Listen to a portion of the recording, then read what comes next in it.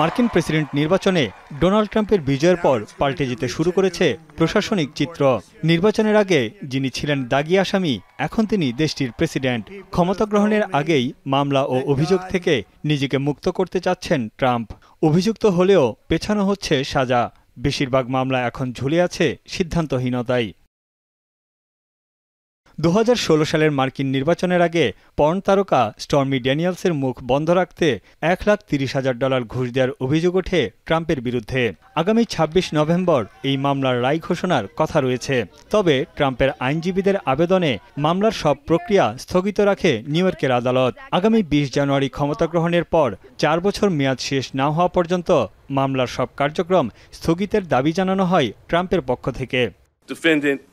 Maybe unlike any other in American history, we arrived at this trial and ultimately today at this verdict in the same manner as every other case that comes through the courtroom doors, by following the facts and the law and doing so without fear or favor.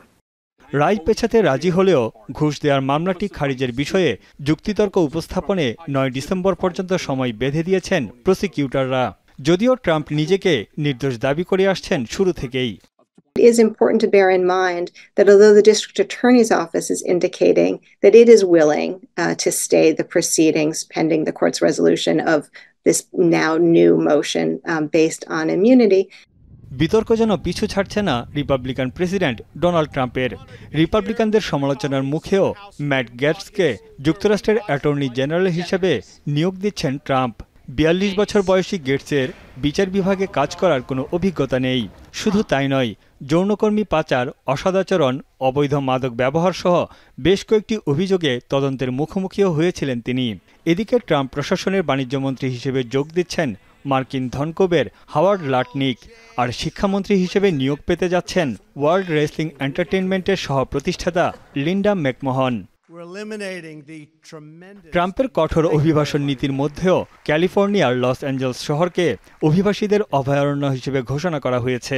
City কাউন্সিলে 13-0 ভোটে সর্বসম্মতিক্রমে অভিবাসীদের সুরক্ষায় অধ্যাদেশটি পাশ হয়। এর ফলে এই শহরে বসবাসকারী 13 লাখ অভিবাসীর বিরুদ্ধে ফেডারেল সরকার কোনো অভিযান পরিচালনা করতে পারবে না। তানভীর জানি, এখন বিশ্ব। মাঠের অলরাউন্ডার আমি, আর ঘরের allrounder Tylox. Tylox toilet cleaner, clean মানেই টাইলক্স।